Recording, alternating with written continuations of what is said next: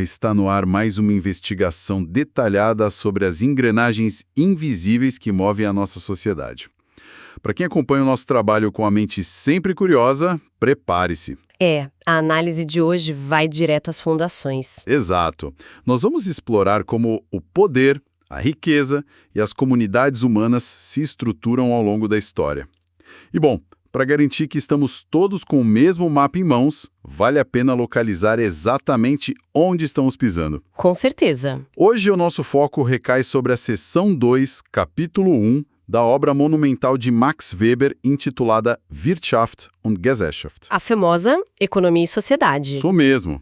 Mais especificamente, nós estamos usando como base a clássica edição presente em Grundriss der Sozialökonomik, terceira divisão. Que foi publicada em Tübingen, né? Sim, no ano de 1922, pela editora J.C.B. Mohr, também conhecida como Paul Siebeck. O nosso objetivo principal nesta sessão é entender como Weber define a economia em sua essência e de que maneira os grupos humanos lutam entre si para monopolizar oportunidades. É um privilégio conduzir essa exploração hoje. Esse trecho inicial da seção 2 é, sem qualquer exagero, o alicerce metodológico para quem deseja entender a estrutura do mundo moderno. Sem dúvida. Weber está, essencialmente, construindo do zero o vocabulário que vai sustentar toda a sua sociologia nos capítulos seguintes. Ele está mapeando as fundações materiais da sociedade. E sem entender essas dinâmicas básicas, tentar analisar as estruturas de poder de hoje é tipo tentar construir uma casa começando pelo telhado. Perfeito. Sem entender escassez, financiamento e monopólios, a gente não entende nada do que vem depois. E o mais interessante é como ele começa essa construção de forma quase provocativa, sabe? Logo na página 181 dessa edição de 1922, ele nos força a repensar uma palavra que a gente usa todos os dias: economia. Que no original alemão ele usa o termo Wirtschaft. Exato, Wirtschaft.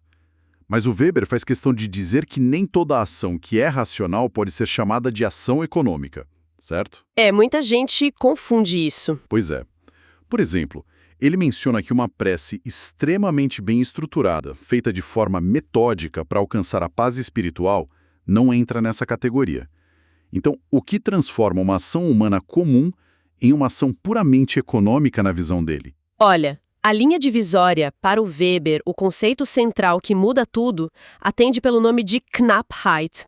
Que nós traduzimos como escassez. Exatamente. Uma ação só entra no radar da economia quando ela esbarra na percepção de que os recursos são escassos frente às necessidades de quem age. E o que é absolutamente fascinante aqui é que essa escassez não é apenas um dado físico, objetivo. Não é só uma equação matemática. De jeito nenhum. A escassez precisa ser sentida, assumida e percebida subjetivamente. Entendi. O indivíduo precisa olhar para sua situação, concluir mentalmente que os meios que ele tem nas mãos não são suficientes para os fins que ele deseja alcançar. E só então ele age tentando resolver esse cálculo. É essa orientação subjetiva, focada na falta de recursos, que transforma o comportamento rotineiro em uma ação estritamente econômica. É aí que está o pulo do gato. Certo. Vamos desempacotar isso. Não basta que o recurso seja limitado na natureza, a pessoa precisa agir com a intenção consciente de contornar essa limitação. Isso. Mas aí entra uma complicação interessante. A maior parte da nossa vida é vivida em grupo. Nós formamos comunidades o tempo todo. O famoso processo de Vergemeinschaftung, ou comunitarização. Isso. Como essa ideia da escassez subjetiva se mistura com a nossa necessidade de interagir socialmente. O texto sugere que existem níveis diferentes de impacto econômico nas ações dos grupos humanos. Com certeza, entre as páginas 181 e 183, o Weber faz uma categorização brilhante sobre como essas nossas ações sociais se cruzam com a economia. Ele aponta os grupos com fins puramente econômicos, tipo uma empresa. Sim, focada no lucro. Mas a genialidade dele aparece quando ele descreve as ações que são apenas economicamente relevantes. Como assim, economicamente relevantes? Pode dar um exemplo prático para quem nos ouve? Imagina um grupo de amigos que decide se reunir para fazer um passeio em um parque. O objetivo da comunidade ali naquele momento é puramente o lazer. Não tem nenhum fim econômico inicial. Nenhum. No entanto, se durante esse passeio o grupo sentir fome e decidir parar para comprar bebidas ou pagar ingressos, a existência desse grupo subitamente causou impacto na economia local. O passeio se tornou economicamente relevante. Exato. Ele movimentou recursos, mesmo que a intenção original passasse longe disso. Faz muito sentido. O ato principal gerou um efeito em cadeia.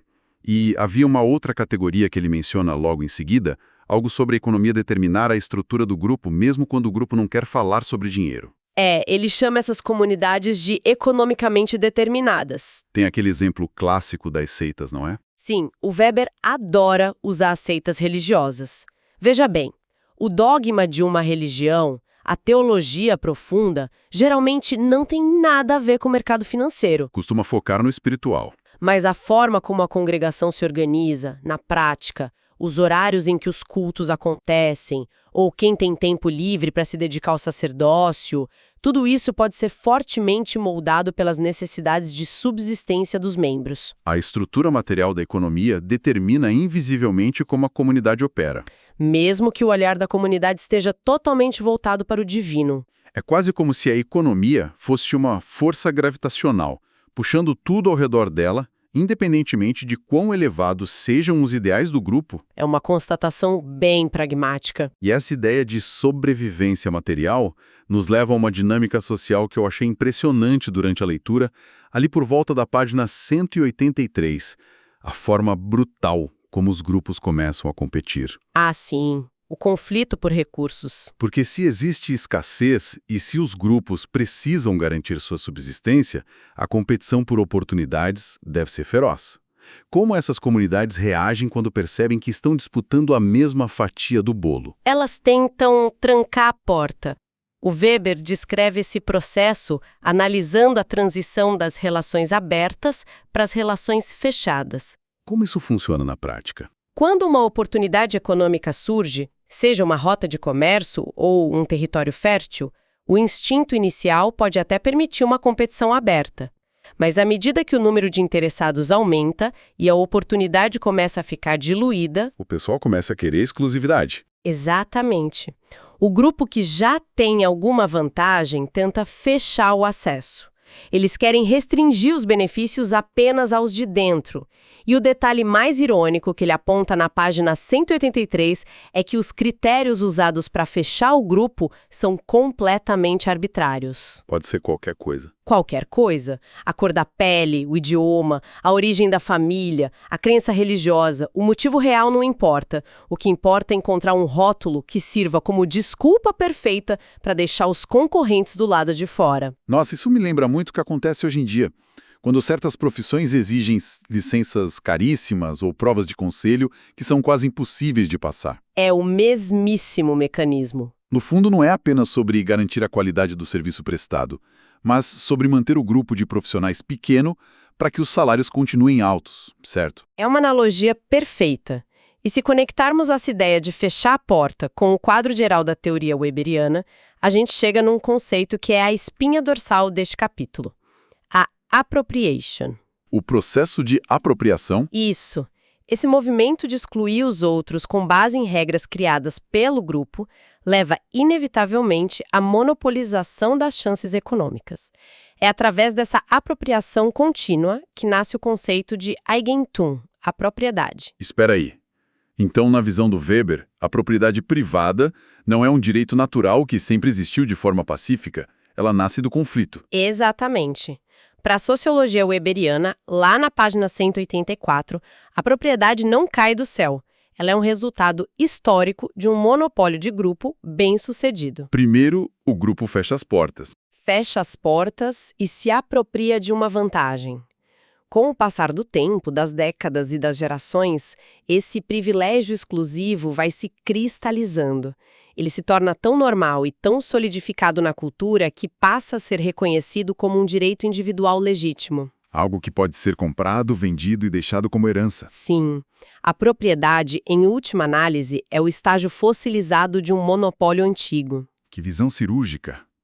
E o texto é recheado de exemplos históricos fascinantes para provar esse ponto, ali nas páginas 185 a 188. O Weber transita por várias épocas. Sim, ele não restringe isso a terras ou indústrias modernas. Ele fala de como as guildas de artesãos medievais simplesmente proibiam qualquer forasteiro de abrir uma oficina nas cidades para não dividir a clientela. As ordens de cavaleiros na Idade Média também. Eles fechavam as fileiras exigindo linhagem nobre só para manter o controle sobre os feudos. Mas, de longe, o meu exemplo favorito é um pouco mais inusitado. O caso do cantor nas danças rituais. Ah, esse exemplo ilustra maravilhosamente o rigor analítico dele. Vou te contar como é. Ele descreve a dinâmica de certos povos em rituais sagrados. Se um cantor erra o tom ou desafina, ele não é expulso simplesmente pelo medo de que a divindade fique irritada. Ele é expulso de forma implacável porque o grupo seleto de cantores e xamãs precisa manter o monopólio da eficiência mágica. Eles precisam proteger o mercado deles. Exato. Eles precisam garantir que apenas os iniciados tenham a capacidade de realizar o ritual corretamente. Se qualquer pessoa pudesse cantar de qualquer jeito e o ritual ainda fosse válido, o grupo perderia o status de exclusividade e o seu poder material perante a tribo. É a exclusão operando em um ambiente puramente espiritual. O controle do monopólio disfarçado de zelo religioso. Uma visão incrivelmente analítica de como a gente se organiza. E isso joga uma luz enorme sobre a burocracia das organizações focadas em ideais. Porque se até o ritual mágico precisa de controle de qualidade para manter o monopólio, os grandes partidos políticos ou movimentos utópicos sofrem do mesmo mal. Sem dúvida. O texto sugere que todo ideal, cedo ou tarde, bate de frente com a realidade de que é preciso pagar as contas. O Weber deixa muito claro que ideais puros não flutuam no vácuo. Para que uma seita, uma universidade ou um partido revolucionário consiga se manter de pé, esse grupo precisa de infraestrutura material. Precisam de sedes físicas, ferramentas de comunicação. E o mais importante, precisam de burocratas assalariados para organizar tudo isso. Com o tempo, a energia da liderança que antes era voltada para propagar o ideal passa a ser consumida pela preocupação de como financiar a própria estrutura. O idealismo é forçado a se converter em uma empresa funcional. É o destino inevitável. E é aí que entramos numa das partes mais densas e cruciais desta nossa análise, que começa na página 189. A parte do financiamento. Exato. Porque se todas essas comunidades exclusivas precisam de recursos materiais para sobreviver, como elas efetivamente arrecadam isso? O Weber detalha o que ele chama de Wirtschaftsformen, as 5 formas fundamentais de financiamento de uma comunidade. Ele categoriza magistralmente essas estratégias de sobrevivência material. Pode nos guiar por essa lista? Certamente. A primeira forma é o oikos, que é a economia natural ou economia doméstica. Tipo um feudo isolado? Isso. Pense em uma imensa propriedade feudal ou num império antigo sem orientação para o mercado externo.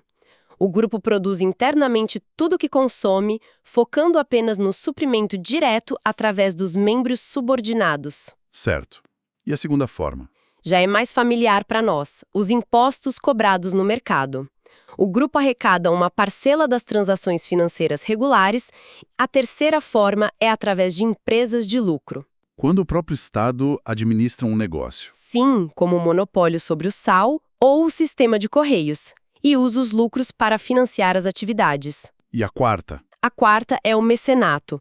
Depende de doações voluntárias e patrocínios, algo muito comum nas artes e nas religiões. Certo, então temos o oikos, os impostos de mercado, as empresas estatais de lucro e o mecenato. Mas há uma quinta forma que ele descreve com muita atenção nas páginas 189 a 191.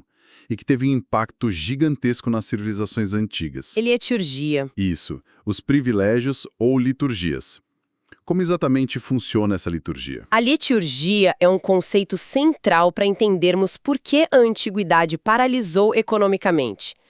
Funciona assim, em vez de criar um sistema complexo de impostos distribuídos por toda a sociedade, o Estado antigo exigia obrigações diretas dos seus cidadãos mais ricos.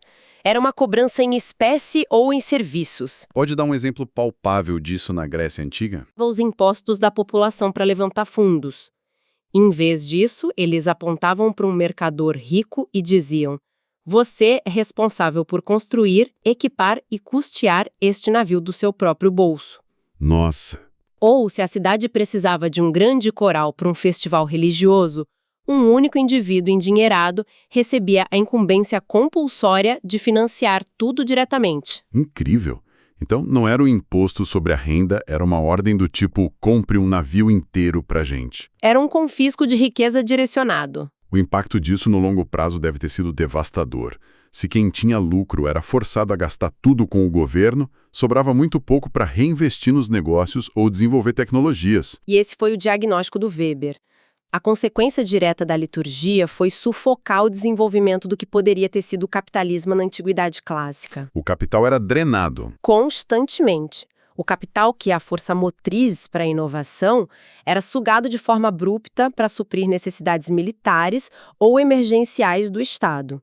Não havia segurança para reinvestimento produtivo em larga escala. Isso estabelece um contraste brutal com o mundo moderno. Porque nas páginas 192 e 193 do livro, o Weber mostra que a modernidade tomou uma rota oposta. Uma virada de chave completa. Se a antiguidade travou com as liturgias, o que os estados europeus modernos fizeram para não cometerem o mesmo erro? O que mudou no jogo geopolítico? O que mudou foi o ambiente de competição brutal entre as nações, combinado com a necessidade desesperada por capital líquido. Dinheiro vivo. Muito dinheiro vivo. Na transição para a modernidade europeia, os estados independentes estavam constantemente envolvidos em guerras por territórios e rotas ultramarinas. Exércitos custavam uma fortuna. Os governantes não podiam mais depender do velho sistema litúrgico, eles precisavam de crédito maciço. E como eles conseguiram esse crédito? Ao invés de confiscar o capital dos cidadãos ricos, os governos começaram a competir entre si para atrair o dinheiro dos grandes mercadores e banqueiros. Eles começaram a oferecer incentivos. Uma espécie de uma mão lava a outra em escala nacional. O governo oferece proteção e os banqueiros oferecem o financiamento. Exatamente isso. O Estado oferecia garantias de proteção jurídica para as propriedades e, principalmente, concedia imensos monopólios comerciais nas colônias para essas companhias financiadoras. O famoso mercantilismo. O mercantilismo. O Weber argumenta na página 192 que o capitalismo moderno de bases racionais e industriais não brotou apenas do espírito de inovação técnica.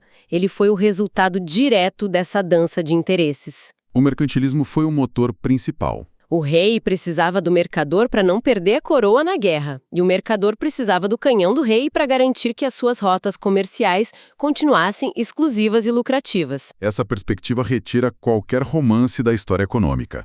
O mundo moderno não foi desenhado apenas por grandes ideais iluministas, mas por governantes desesperados para pagar a conta das tropas, unindo forças com mercadores que desejavam consolidar seus processos de apropriação. Fechando as portas de comércio para os rivais. Esse nível de clareza evidencia por que a seção 2 desse livro de 1922 ainda ressoa tão fortemente. E agora que caminhamos para a reta final da nossa análise, é o momento perfeito para consolidarmos as informações. Vamos lá. Se tivéssemos que extrair os pilares dessa discussão de hoje para que a nossa audiência saia daqui com um entendimento sólido, quais seriam os 3 grandes aprendizados? Com base nas páginas iniciais desta sessão, eu destacaria 3 constatações centrais. A primeira. A primeira é que a essência da ação econômica não reside na matemática pura, mas na experiência subjetiva da Knappheit, da escassez. A economia acontece na mente de quem percebe que os recursos são insuficientes e decide agir sobre isso. Perfeito. E a segunda constatação? É que a sagrada instituição da propriedade privada é, na verdade, o estágio final de um monopólio prolongado. Grupos excluem rivais usando pretextos arbitrários, apropriam-se das oportunidades e o tempo transforma esse fechamento em um direito de agentum, transferível. Propriedade nascida do monopólio. E a terceira lição? É estrutural. A forma como o Estado opta por se financiar dita as regras do jogo de toda a civilização. O uso de liturgias engessou o mundo antigo, enquanto a competição mercantilista por capital financiou o parto do capitalismo industrial europeu. Diante dessa síntese brilhante, a mensagem subliminar aqui parece ser que, para compreender os movimentos da economia global hoje, nós precisamos ignorar as declarações oficiais e observar quem está tentando fechar a porta, quem está definindo as novas regras de exclusão para manter os privilégios do lado de dentro do muro. Essa é a aplicação perfeita do método weberiano. E isso nos conduz a uma provocação fundamental para quem nos escuta refletir. Pode mandar. Se historicamente a propriedade consolidada nasceu de movimentos de apropriação, de restrição do acesso por comunidades fechadas, como nós devemos interpretar os conflitos massivos de hoje em torno dos dados e da propriedade intelectual? Os dados na internet. Sim. Será que os imensos muros construídos pelas grandes corporações de tecnologia ao redor das nossas informações pessoais seriam apenas a versão digital e contemporânea das velhas guildas e do mercantilismo fechando o acesso ao mercado? Uma nova apropriação. Estaríamos presenciando a fundação de novas propriedades exclusivas através da apropriação do espaço digital? É um cenário complexo que exige um olhar muito além dos gráficos financeiros. Que reflexão impactante para fechar a nossa investigação de hoje.